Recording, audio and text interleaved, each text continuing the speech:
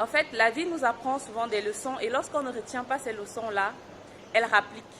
Quel que soit ce qui nous arrive, il faut que nous puissions être dans le moment présent, c'est-à-dire accepter nos émotions et faire un travail rapide de sortie des mauvaises émotions, des émotions qui nous plombent le moral, d'accord? Parce que là, qu'est-ce que j'ai fait? Qu'est-ce que j'ai fait?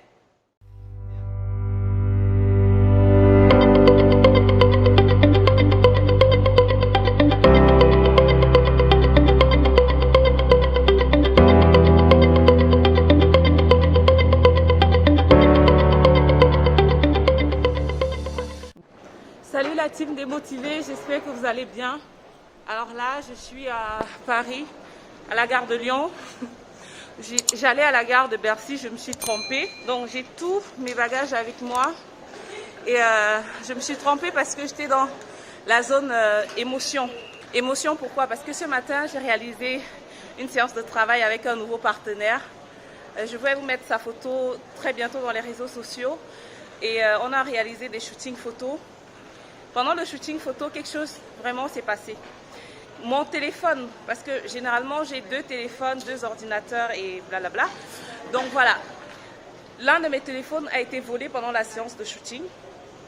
Et mon partenaire, lui, ça l'a complètement cassé. Et il s'étonnait que mais comment je fais pour être zen? Alors comment j'ai fait?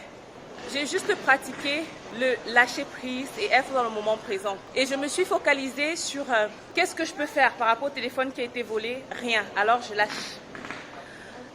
Qu'est-ce que je peux faire maintenant qui va dans la continuité de ce que je faisais avec ce téléphone? Donc mon travail sur les réseaux sociaux, c'était de continuer mon shooting photo en fait. Donc j'ai le contrôle sur les poses que je dois prendre, la bonne mine que je dois dégager et tout ça. Mais j'ai plus le contrôle sur mon téléphone, il est parti, je peux rien, j'aurais beau pleurer, j'aurais beau crier, j'aurais beau me plaindre, me fâcher, ça n'aurait rien fait si ce n'est gâcher cette séance de shooting photo. Alors, c'est pas facile à faire de pouvoir maîtriser ses émotions. Mais ce que j'ai fait, c'est que je me suis dit oui, ça me choque, c'est quand même de l'argent, c'est un matériel qui me servait à travailler, c'était mon téléphone personnel d'ailleurs, mon numéro personnel et il y a plein de contacts, plein de photos des dents et pas mal de choses en fait.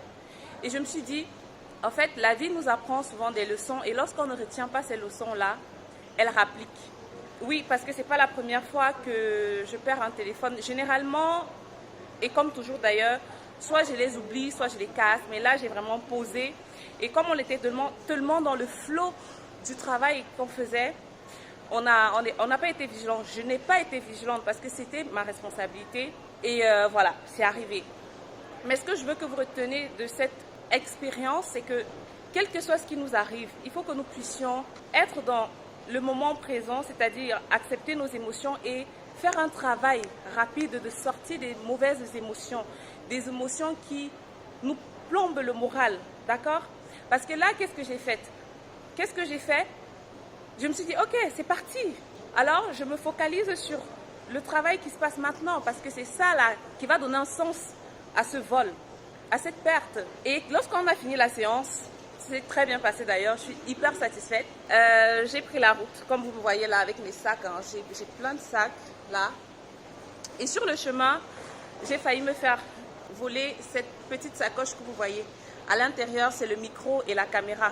C'était dans le grand sac là, et puis je marchais, il y a une dame qui a voulu me soutirer. J'ai senti le mouvement, mais je me suis dit c'est le vent. Mais j'ai dit c'est bizarre que le vent il entraîne juste mon sac en arrière et pas la valise.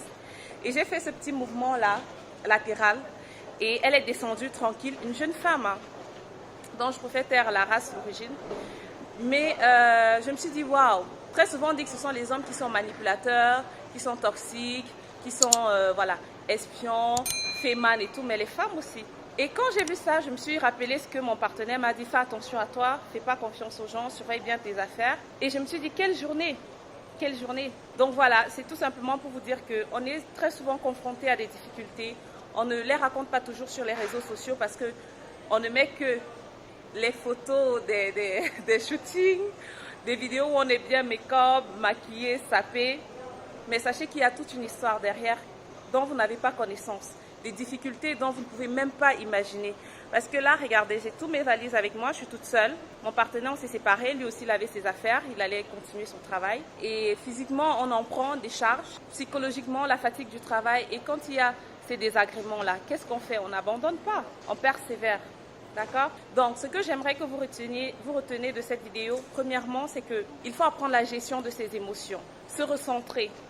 Si avant, tu prenais 10 minutes, 45 minutes, voire 2 heures pour te remettre d'un vol, d'un accident. Après, les accidents, c'est vraiment, surtout quand il y a des dégâts corporels, c'est vraiment, voilà. Même technique, c'est pas évident, mais c'est en faisant ce travail-là qu'on va apprendre à gérer ses émotions. Et du coup, lorsque certaines situations similaires ou semblables vont se présenter, on a la rapidité de pouvoir se recentrer. La deuxième chose que j'aimerais que vous reteniez de cette vidéo, c'est que rester motivé n'empêche pas d'avoir des difficultés qu'il faudrait tout simplement traverser avec intégrité. C'est pas facile à faire, mais c'est l'entraînement qui permet à ce qu'on puisse intégrer ça. Et la troisième leçon de cette courte vidéo, d'ailleurs je termine sur ça, c'est que la vie va vous tester.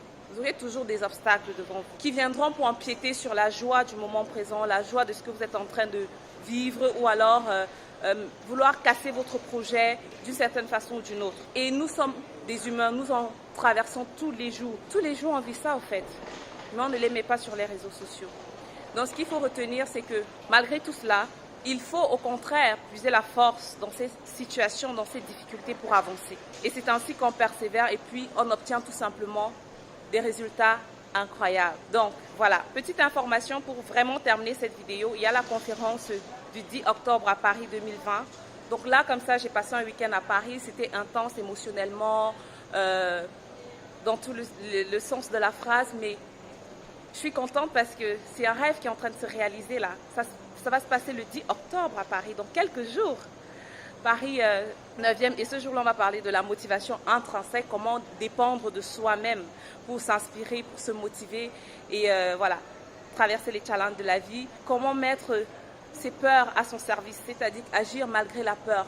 Que cette peur-là soit productive. Et ensuite, ou enfin, on va sûrement parler des réalisations.